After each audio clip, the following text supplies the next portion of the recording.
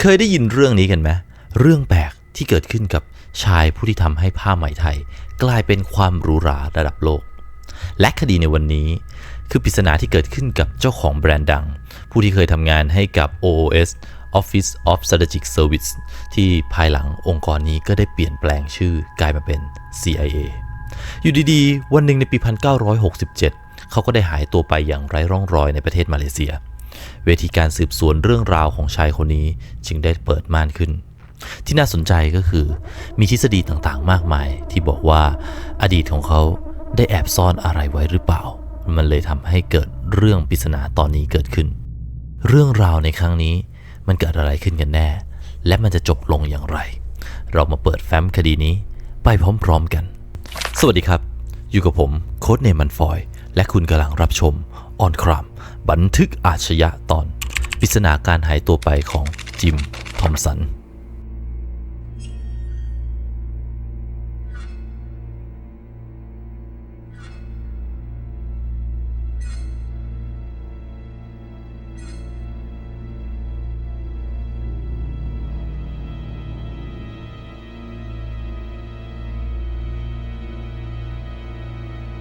มันเดาว่าหลายๆคนต้องรู้จักหรือว่าอย่างน้อยก็คุ้นชื่อจิมทอมสันกันอยู่บ้างแบรนด์เสื้อผ้าชื่อดังที่เสื้อทำมาจากผ้าไหมไทยเป็นแบรนด์ดังระดับโลกที่ก็จริงๆคือเกิดขึ้นในไทยแล้วก็ไปกระจายต่อจนแบบดังในระดับโลกและใช่ครับคดีที่มันจะเล่าในวันนี้เนี่ยเกี่ยวข้องกับผู้ก่อตั้งแบรนด์นี้โดยตรงที่ใช้ชื่อเดียวกันนี่แหละจิมทอมสันแต่ก่อนที่จะไปเริ่มฟังกันก็อย่าลืมกดไลค์ให้กับคลิปนี้สักนิดนะครับแล้วก็ที่สำคัญที่สุดอย่าลืมกด Subscribe ช่อง Monday Mystery ครับเพื่อเป็นกำลังใจให้กับพวกเราด้วยนะฮะปลายมีนาคมปี 1967 มันมีเรื่องสะเทือนวงการหลายวงการเกิดขึ้นสถานที่เกิดเหตุในคดีนี้เนี่ยคือคาเมรอนไฮแลนด์อำเภอหนึ่งในรัฐปะหังประเทศมาเลเซียเรื่องของเรื่องคือมีคนหนึ่งหายตัวไปตั้งแต่วันที่ 26 คือไม่มีใครรู้ว่าเขาหายไปไหนแล้วทำไมถึงหายไปนานขนาดนี้แล้วเขาจะกลับมาไหมอะไรยังไงแต่พอมันหายไปเนี่ยก็กลายเป็นว่าทุกคนก็ต้องไปแจ้งตำรวจรู้แค่ว่าคนนี้ที่ชื่อจิมทอมสันเนี่ยเขาออกไปเดินเล่นแล้วก็ไม่ได้กลับมาอีกเลยมันก็เลยกลายเป็นสาเหตุที่ทำให้ตำรวจเนี่ยต้องเข้ามาสืบเรื่องนี้หลังจากที่เขาหายตัวไปนานในวันที่เขาหายไปเนี่ยก็ต้องบอกว่าเขาเป็นนักธุรกิจที่ชื่อดังเรียบร้อยแล้วไม่ได้กำลังก่อร่างสร้างตัวแต่ว่าเขาสามารถทำทุกอย่างให้ประสบความสำเร็จไปเรียบร้อยในวันนั้นมันคือวันพักผ่อนที่เขาเลือกที่จะไปพักผ่อนที่ประเทศมาเลเซียแล้วอยู่ดีๆเขาก็หายตัวไปเลย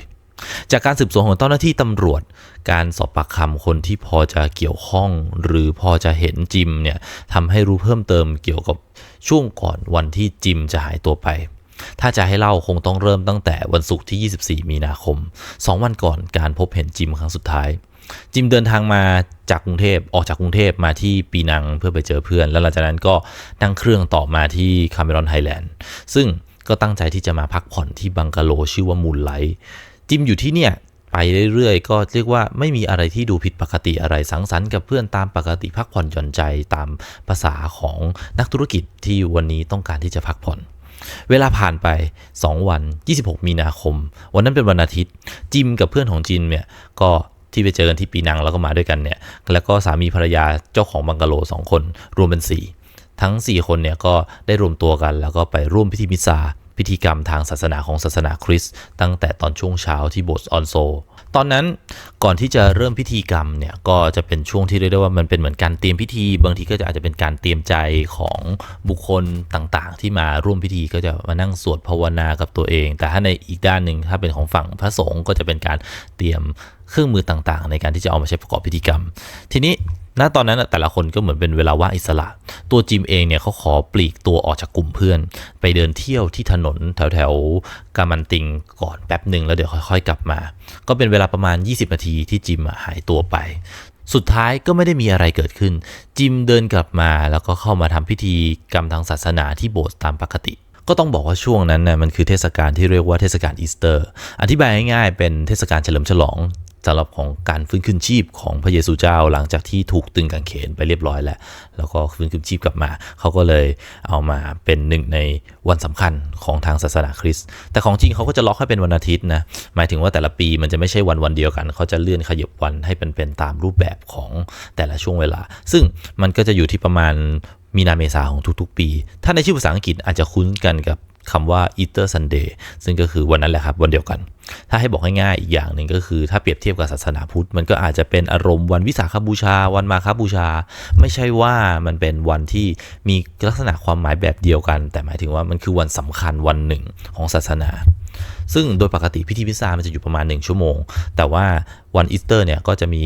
กิจกรรมที่มากขึ้นนิดหน่อยจะมีการเสกไข่มีทำนู่นทำนี่ทำนั่นอะไรเงี้ยครับก็จะทำให้เวลาในการประกอบพิธีกรรมทางศาสนาเนี่ยมากกว่า1ชั่วโมงไปอีกหน่อยหนึ่งพอพิธีจบลงในช่วงประมาณเที่ยงเนี่ยจิมกับเพื่อนๆก็กลับไปที่บังกะโลกันกินข้าวเที่ยงตามปกติช่วงเวลาตอนนั้นเนี่ยก็ประมาณบ่ายโมงครึ่งจิมออกจากบังกะโลเพื่อไปเดินเล่นต่อในช่วงบ่ายก็อาจจะไปเดินย่อยหรือว่าไปเดินชมวิวเป็นการพักผ่อนสำหรับนักธุรกิจคนนี้ก็พอจิมออกไปตอนจะออกเนี่ยจิมยังมีการโบกมือทักทายเพื่อนหรือแบบบอกลาเดี๋ยวกลับมานู่นนี่นั่นแบบนั้นอยู่เลยซึ่งก็จิมก็โบกมือแล้วก็เดินออกไปทางถนนสายเดียวที่เข้าออกบังกะโลได้นั่นคือถนนกามันติงจิมใช้เวลากว่า2ชั่วโมงในการไปเดินเล่นครั้งนี้แล้วเขาก็ไม่กลับมาอีกเลยนั่นก็เลยเป็นเหตุที่ทำให้ทุกๆคนเริ่มสงสัยว่าเฮ้ยจิมหายไปไหนจิมเป็นนักท่องเที่ยวนะไม่ได้เคยอยู่ที่นี่มาโดยตลอดอะไรแบบนี้แล้วถ้าเขาหายไปจะมีใครไปทำร้ายอะไรเขาหรือเปล่าทุกคนก็เป็นห่วงก็เลยมีการแจ้งตำรวจกันจากการสืบสวนตำรวจไปสอบถามเพิ่มเติมจากคนที่พบเห็นพ่อครัวบังกะโลของคณะมิชชันนารีลูเทอรันก็บอกว่าตอนช่วงประมาณ4 โมงเย็นเขาเห็นจิมมาที่นี่นะ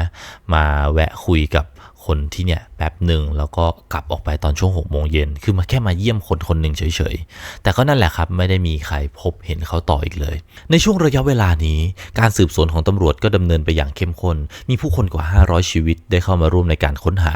ไม่ว่าจะเป็นตำรวจทหารคนที่เข้ามาแบบเผื่อได้รางวัลอะไรต่างๆนักท่องเที่ยวชาวบ้านลูกเสือหมอผีมิชชันนารีแล้วก็อีกมากมายทุกคนก็มาช่วยกันตามหาชายคนนี้การค้นหาชายคนนี้ใช้ระยะเวลาเป็นทางการ11 วันในแค่ช่วงแรกแล้วหลังจากนั้นก็มีการค้นหาเพิ่มเติมเป็นครั้งคราวต่อมาเรื่อยๆในระยะเวลาหลายเดือนถัดมารวมแล้วกว่า 1,448 วันก็คือหาเป็นปีเลยก็ต้องเรียกได้ว่าเขาหากันทั่วเขตคาเมรอนไฮแลนด์แล้วทั้งภูเขาในเมืองในป่าที่อยู่ใกล้ๆหรืออะไรต่างๆแถมในการค้นหาเนี่ยยังมีการใช้น้องหมาพันธุ์บัตฮาว3 ตัวในการดมกลิ่นค้นหาบริเวณบังกะโลมูนไลท์ถนนบริเวณเส้นที่จิมเดินไปป่าใกล้ๆแต่ก็ยังไม่มีใครได้พบกับเบาะแสหรือว่าน้องหมาก็ไม่ได้พบเจอกลิ่นอะไรที่สามารถสาวไปถึงตัวจิมได้เลยตำรวจมาเลเซียจึงสรุปในเบื้องต้นว่าจิมเนี่ยออกเดินทางไปยังพื้นที่จุดหนึ่งและเขาก็ขึ้นรถยนต์ทำให้น้องหมาไม่สามารถตามร่องรอยของกลิ่นไปได้ผลลัพธ์ในตอนนี้ก็เลยกลายเป็นว่าไม่พบอะไรเลยไม่มีศพไม่มีของใช้ไม่มีร่องรอยที่ชัดเจนก่อนอื่นมันอยากให้เรามาทำความรู้จักชายคนนี้กันก่อนจิมทอมสันหรือชื่อเต็มเจมส์แฮร์ริสันวินสันทอมสันนักธุรกิจชาวอเมริกันวัย61 ปีคนดังที่มีชื่อเสียงจากการทำธุรกิจผ้าไหมในประเทศไทยเจ้าของบริษัทจิมทอมสันประวัติของชายคนนี้เรียกได้ว่ามีบางส่วนที่ไม่ค่อยจะธรรมดาสักเท่าไหร่คือถ้าเอาตั้งแต่เกิดมาจนถึงตอนช่วงเรียนก็เรียกได้ว่าทั่วๆไปแต่หลังจากที่เรียนจบช่วงนั้นมันเป็นสงครามที่เกิดขึ้นในยุโรปจิมคือหนึ่งในอาสาสมัครที่เข้าไปเป็นทหารในกองทัพบกของสหรัฐอเมริกาณตอนนั้นมันคือสงครามโลกครั้งที่2และหน้าที่ของจิมที่ถูกได้รับมอบหมายเนี่ยมันคือการเข้าไปเป็นเจ้าหน้าที่ในสำนักงานด้านยุทธศาสตร์สมัยนั้นก็จะใช้ชื่อภาษาอังกฤษเรียกว่า OOS หรือ Office of Strategic Service ซึ่งองค์กรนี้ภายหลังมันมีการเปลี่ยนแปลงชื่อไปเป็นหน่วยข่าวกรอง Central Intelligence Agency หรือที่เราอาจจะคุ้นชื่อกันในชื่อว่า CIAมันก็เป็นช่วงที่ทำให้เขาได้มีโอกาสเดินทางไปหลายพื้นที่ทั่วโลกไปทำงานทั้งกับกองทัพฝรั่งเศสในแอฟริกาตอนเหนือไปทำงานกับอิตาลีในโซนเอเชียพูดง่ายๆก็คือเหมือนเป็นทหารคนหนึ่งเพราะว่าก็ต้องเรียนรู้การเอาตัวรอดในป่าอาจจะเหมือนในหนังแบบที่แบบไปตามป่าไปอยู่ตามโซนสงครามแต่ว่าหน้าที่เขาก็คือเป็นในเชิงยุทธศาสตร์ซะมากกว่าจนปลายสงครามโลกครั้งที่2ช่วงกันยายนปี1945จิมได้มีการมาที่กรุงเทพเป็นครั้งแรกจริงๆต้องบอกว่าภารกิจเดิมของจิมเนี่ยคือเขามาในที่กรุงเทพในครั้งนี้คือเขาไม่ได้ต้องการที่จะมาที่กรุงเทพเขาต้องไป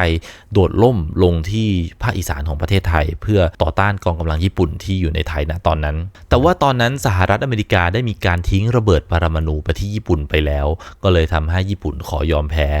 ภารกิจของเขาก็เลยเปลี่ยนจากการที่จะต้องไปโดดร่มลงที่อีสานเนี่ยก็เปลี่ยนไปลงที่กรุงเทพแทนแล้วกันตอนที่สงครามมันสิ้นสุดลงเนี่ยจิมก็เลยได้รับตำแหน่งเป็นหัวหน้าสถานียุทธศาสตร์ประจำกรุงเทพมหานครหน้าที่ของจิมก็เลยกลายเป็นการฟื้นฟูสถานเอกอัครราชทูตสหรัฐอเมริกาขึ้นมาใหม่สิ่งที่เกิดขึ้นถ้าสมมุติว่าเราดูจากประวัติที่หลายๆคนบันทึกเอาไว้ก็คือเขาค่อนข้างที่จะหลงไหลในประเทศไทยในวิถีชีวิตของคนไทยเอามากๆและนั่นคือจุดเปลี่ยนอีกครั้งหนึ่งที่ทำให้เขาเลือกที่จะใช้ชีวิตต่อในเมืองไทยเหมือนได้ว่าย้ายถิ่นฐานมาอยู่ที่นี่เลยปี 1946 ก็คือผ่านไทยแค่ประมาณปีเดียวสงครามโลกจบไปแล้วจิมปลดประจำการจากกองทัพเขาก็เลยตัดสินใจที่จะใช้ชีวิตอยู่ที่เมืองไทยต่อโดยมีแผนที่จะทำอาชีพใหม่หลายๆอย่างอย่างเช่นการปรับปรุงโรงแรมเครือโอเรนเตนโรงแรมที่มีชื่อเสียงที่สุดของกรุงเทพนะตอนนั้นในช่วงเดียวกันเองนั้นตอนนั้นเนี่ยจิมก็จะมีโอกาสได้ไปเที่ยวอีสานอยู่บ้างก็ทำให้เขาเนี่ยได้ไปเจอผู้คนไปดูวัฒนธรรมว่าเขาทำอะไรกันแล้วมันทำให้เขาได้เจอความรักในอุตสาหกรรมเลี้ยงไหมในครัวเรือนเลยทำให้จิมเนี่ยมีเป้าหมายใหม่ผุดขึ้นมาสิ่งนั้นคือการฟื้นฟูกิจการทอผ้าไหมของประเทศไทยต้องบอกว่านะตอนนั้นเนี่ยมันคือหลังสงครามโลกเนาะ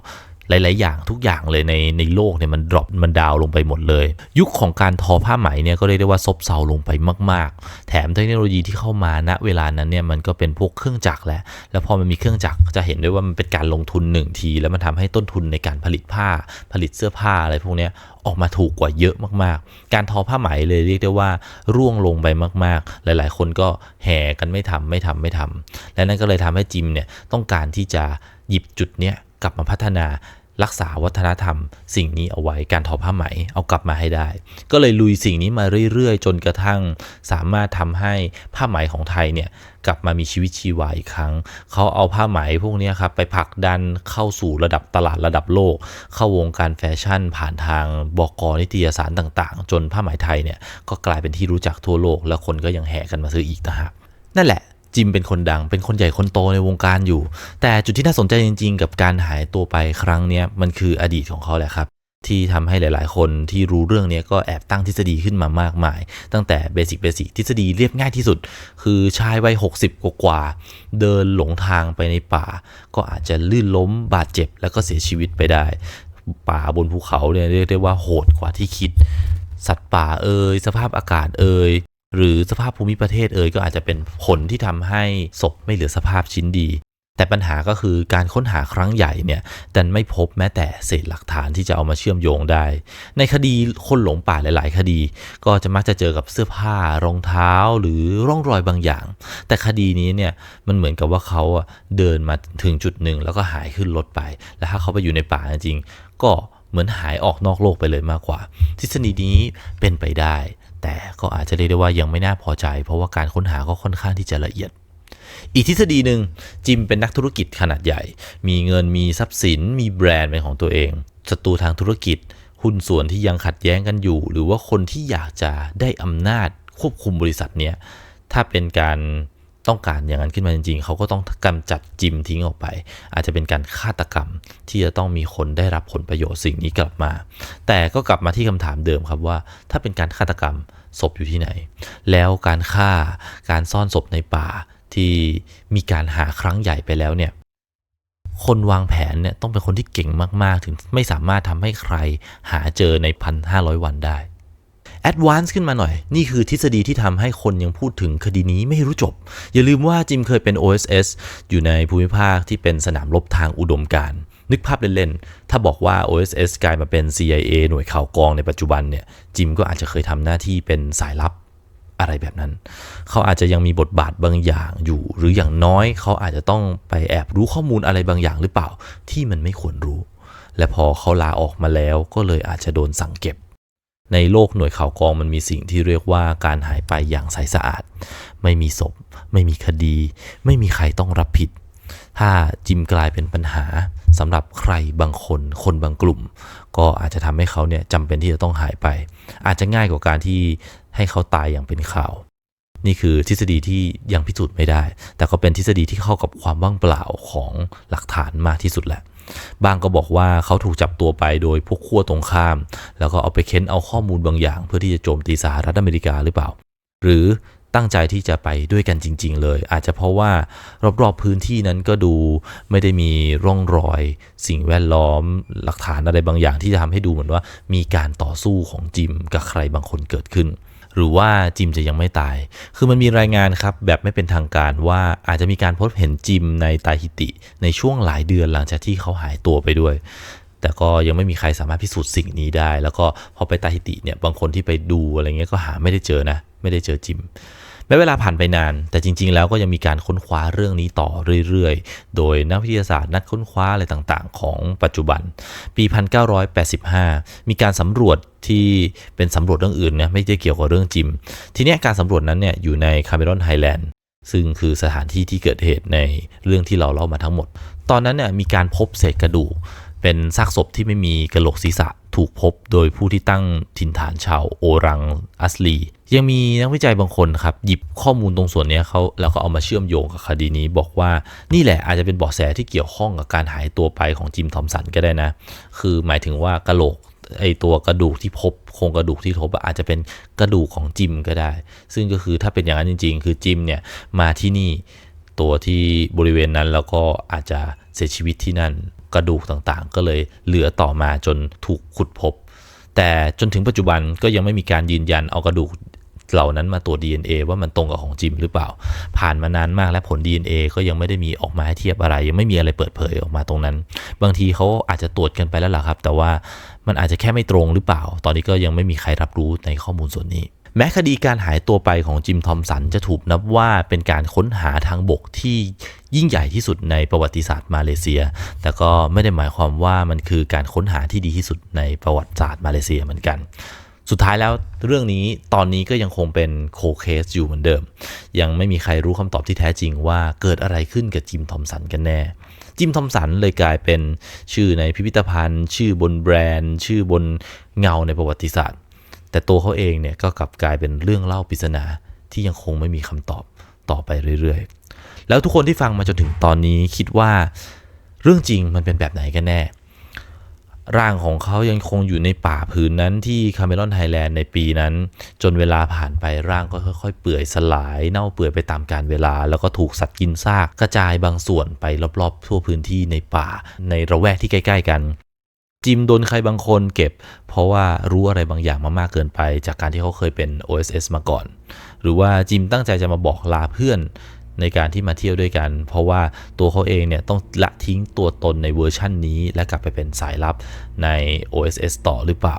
ก็คือภารกิจของเขาสิ้นสุดแล้วเขาก็เลยมาลาหนีกลับบ้านเกิดไปรับภารกิจใหม่ที่อื่นแทน